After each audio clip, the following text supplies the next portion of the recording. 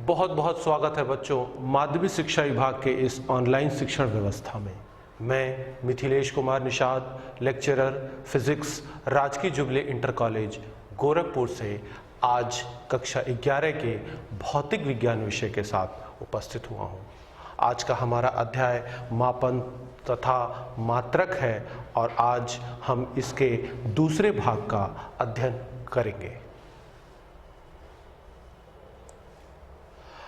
बच्चों, रात में जब खुले आसमान को आप देखें तो आपको ढेर सारे टिमटिमाते हुए स्टार्स नजर आते हैं।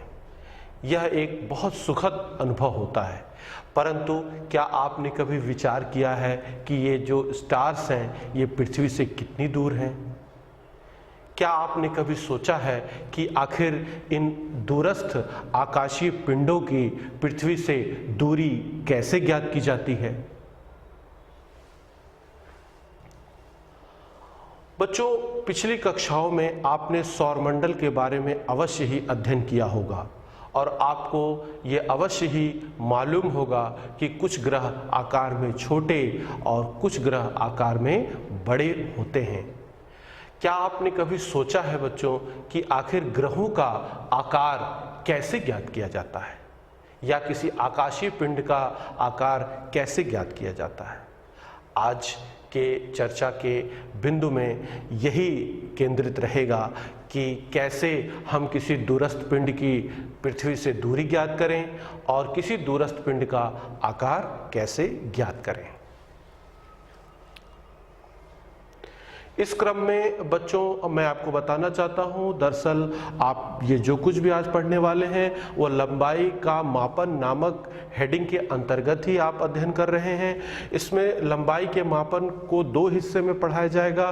पहला आपको बड़ी दूरियों का मापन बताया जाएगा और जिस विधि का आज हम इस्तेमाल करने वाले हैं उसका नाम है लंबन विधि। लंबन विधि की सहायता से हम किसी दूरस्थ ग्रह की दूरी ज्ञात करके आपको दिखाएंगे। इसका मैथमेटिकल कैलकुलेशन हम आपको करके दिखाएंगे।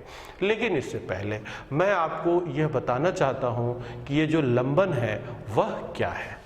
बच्चों, इसके लिए लंबन क्या है इसको समझने के लिए सबसे पहले आप कोई पेन या पेंसिल अपने आंखों के सम्मुख बिल्कुल नाक की सीध में इसको रखें और एक आंख बंद करके दूसरी आंख से इस पेन या पेंसिल को देखें, फिर दूसरी आंख बंद करके पहली आंख से देखें तो आप पाते हैं कि इस पेन या पेंसिल की स्थिति पृष्ठभूमि के सापेक्ष परिवर्तित होती है। इस घटना को ही हम लंबन कहते हैं। बच्चों, इस कंसेप्ट का इस्तेमाल करके हम लोग किसी दूरस्थ आकाशीय पिंड की दूरी पृथ्वी से ज्ञात करते हैं। इसके लिए देखिए, ये वो आकाशीय पिंड है जिसे हम एस से व्यक्त कर रहे हैं और ये पृथ्वी पर स्थित दो बिंदु हैं ए और बी। मान लीजिए कि बिंदु ए पर कोई वेधशाला स्थित है और बिंदु बी पर भी कोई वेधशाला स्थित है और बिंदु ए से पर स्थित वेधशाला से किसी दूरदर्शी की सहायता से आकाशीय पिंड एस को देखा जाता है। ठीक उसी समय बिंदु बी पर स्थित वेधशाला से आकाशीय पिंड एस को देखा जाता है। इस प्रकार दोनों की प्रेक्षण दिशाओं के बीच एक कोण बन जाता है। इस कोण का नाम मान लीजिए थीटा है। इसे हम नाम देते हैं लंबन कोण।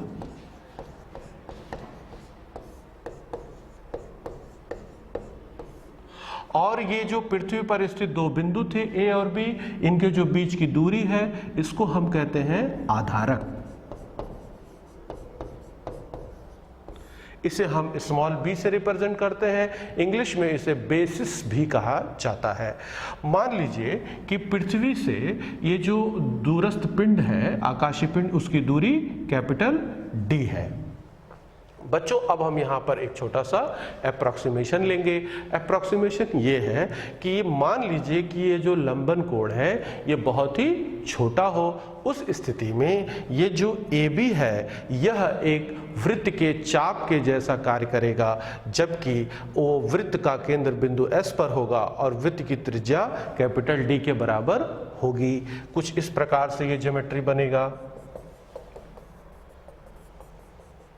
देखिए यह एक वृत्त बना है, वृत्त का केंद्र S है, जबकि वृत्त की त्रिज्या कैपिटल D है और A भी उस वृत्त का एक चाप है। तो हमारे पास एक सूत्र है बच्चों, कोण बराबर चाप बटे त्रिज्या। यहां कोण को आप थीटा से व्यक्त करते हैं, चाप यहां AB हो जाएगा और त्रिज्या हो जाएगा AS। इस प्रकार AB की वैल्यू को हमने स्मॉल b एज्यूम किया हुआ है और AS की वैल्यू हो जाएगी कैपिटल D, और आप यहां लिख सकते हैं कैपिटल D बराबर B बाई थीटा। बच्चों इस सूत्र को जरा सा समझ लीजिए। यह सूत्र आपसे ये कहता है कि किसी दूरस्थ ग्रह की पृथ्वी से दूरी ज्ञात करने के लिए आपको आधारक B का मान ज्ञात होना चाहिए और थीटा लंबन कोण का मान ज्ञात होना चाहिए।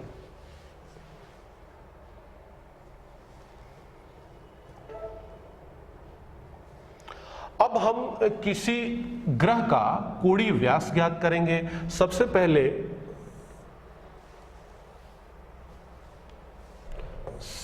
पहले हम कोई ग्रह ले लेते हैं। मान लीजिए ग्रह का केंद्र है और ये ग्रह का व्यास है।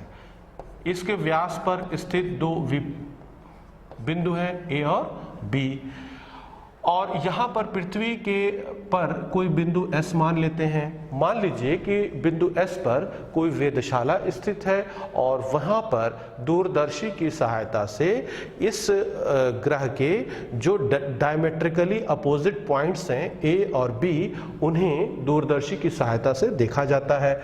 तो देखिए, एक बार प्रेक्षण दिशा कुछ इस तरह प्राप्त होगी, दूसरी बार प्रेक्षण दिशा इस प्रकार प्राप्त होगी। दोनों प्रेक्षण दिशाओं के बीच में एक कोण बनेगा। इस कोण को आप अल्फा मान लीजिए। A से लेके B तक की दूरी जो कि इस ग्रह का व्यास है, इसे आप स्मॉल d मान लीजिए, और मान लीजिए कि यह आकाशीय पिंड पृथ्वी तल से d दूरी पर स्थित है। इस प्रकार पिछले बार की तरह यदि अगर अल्फा कोण का मान बहुत ही छोटा हो तो आप इस AB को एक वृत्त का चाप मान सकते हैं, जिस वृत्त और वो उस वृत्त का केंद्र बिंदु S होगा और उस वृत्त की त्रिज्या कैपिटल D के बराबर होगी। और इस प्रकार फिर यही सूत्र अप्लाई करेंगे, कोण बराबर चाप बटे त्रिज्या का, और आप देख लीजिए अल्फा बराबर हो जाएगा, चाप के जगह पे आप लिखेंगे AB और त्रिज्या के जगह लिखेंगे AS या BS भी आप लिख सकते हैं। तो अल्फा बराबर हो जाएगा small d upon capital D, और स्मॉल d की वैल्यू हो जाती है अल्फा इंटू कैपिटल D।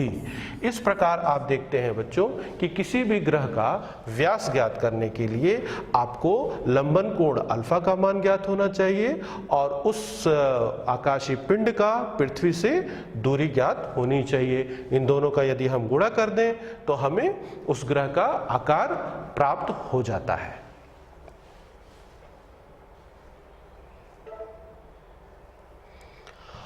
अब इस बात को और ज्यादा स्पष्ट रूप से समझने के लिए हम आपके लिए एक आंकिक क्वेश्चन लेके आए हैं। जरा देखिए क्या है। पृथ्वी के दो व्यासतः विपरीत बिंदुओं A तथा B से चंद्रमा का प्रेक्षण किया गया। प्रेक्षण की दो दिशाओं के बीच चंद्रमा पर अंतरित कोण थीटा की माप 1 डिग्री 54 मिनट है। पृथ्वी का व्यास लगभग 1.276 गुणे 10⁻7 मीटर है। पृथ्वी से चंद्रमा की दूरी का अभिकलन कीजिए। इस क्वेश्चन को सॉल्व करते हैं। मान लीजिए ये चंद्रमा है S और पृथ्वी पर व्यासतः दो विपरीत बिंदु मान लीजिए A तथा B हैं। जब A पर स्थित वेधशाला से दूरदर्शी की सहायता से चंद्रमा को देखा जाता है तो प्रेक्षण दिशा प्राप्त होती है, और ठीक उसी समय जब बिंदु B पर स्थित वेधशाला से दूरदर्शी की सहायता से जब इस चंद्रमा को देखा जाता है तो दोनों की प्रेक्षण दिशाओं के बीच में कोण बनता है। इस कोण को आप लंबन कोण कहते हैं, और प्रश्नानुसार यह लंबन कोण 1 डिग्री 54 मिनट दिया हुआ है। साथ ही साथ ये जो दोनों बिंदु हैं A और B, भी जिन्हें हम आधारक कहते हैं, इसकी वैल्यू दी गई है 1.276 इंटू 10⁻7 मीटर। अब ये दूरी मान लीजिए कैपिटल डी है, ये स्मॉल बी है। अब आप जानते हैं थीटा बराबर बी बाई कैपिटल डी। अब यहाँ पे डी का वैल्यू आप लिख सकते हैं बी बाई थीटा, बी की वैल्यू 1.276 इंटू 10⁻7 और थीटा की वैल्यू बच्चों देखिए डिग्री और मिनट में है, हम इसे एसआई यूनिट रेडियन में कन्वर्ट करेंगे। तो आप जानते हैं कि 1 डिग्री बराबर होता है 60 मिनट, तो 60 मिनट ये हो गया प्लस 54 मिनट, तो ये दोनों मिलके हो जाएगा 114 मिनट। और मिनट को रेडियन में कन्वर्ट करने के लिए हम पाई बटे 180 गुणे 60 से गुणा करते हैं और यहाँ पर 114 मिनट से गुणा हो जाएगा, फिर ये रेडियन में कन्वर्ट हो जाएगा। इस प्रकार से थीटा का मान यहाँ पे रखते हैं पाई गुणे 114 बटे 180 गुणे 60। पाई की वैल्यू रख करके बच्चों जब हम इसे सॉल्व करेंगे तो इसकी वैल्यू आएगी 3.84 इंटू 10⁻11 मीटर। तो देखिए बच्चों कि लंबन विधि की सहायता से कितने आसानी से हमने पृथ्वी तल से चंद्रमा की दूरी का परिकलन गणितीय रूप से कर लिया, जैसा कि हमने आपको इंट्रोडक्शन में ही चर्चा किया था।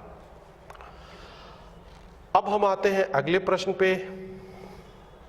सूर्य के कोणीय व्यास की माप 1920 सेकेंड है। पृथ्वी से सूर्य की दूरी 1.496 गुणे 10⁻11 मीटर है। सूर्य के व्यास का परिकलन कीजिए। अब इसको सॉल्व करते हैं। मान लीजिए ये सूर्य है, ये सूर्य का केंद्र है, ये व्यास है, व्यास पर स्थित दो विपरीत सिरे हैं ए और बी।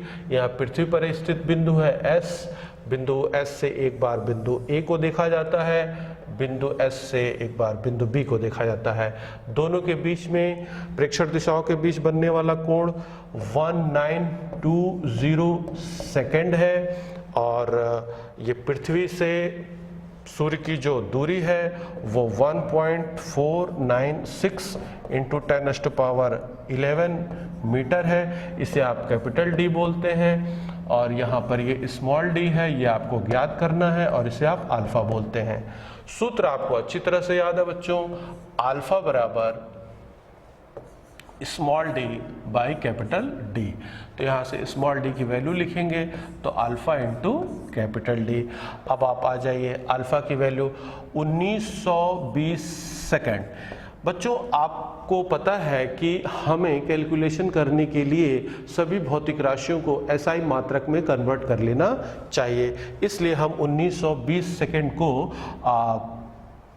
कन्वर्ट करेंगे हम लोग रेडियन में। तो रेडियन में कन्वर्ट करने के लिए पाई बटे 180 गुणे 60 से गुणा करेंगे और डी की वैल्यू तो दी ही गई है 1.496 इंटू 10⁻11 मीटर।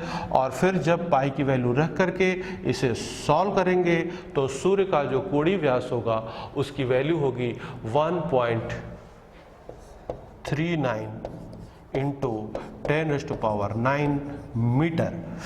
देखिए जहां तक हम पहुंच नहीं सकते, सूर्य तक हमारी पहुंच नहीं है, बावजूद उसके सूर्य का हमने व्यास माप लिया, वो आया है 1.39 इंटू 10⁻9 मीटर। ये किसकी सहायता से? ये लंबन विधि की सहायता से और गणितीय सहायता से हम ये कार्य कर पाए हैं। बच्चों मुझे पूरा विश्वास है कि आप अन्य प्रश्नों को सॉल्व करेंगे और आज के लेक्चर से आप लाभान्वित हुए होंगे। धन्यवाद।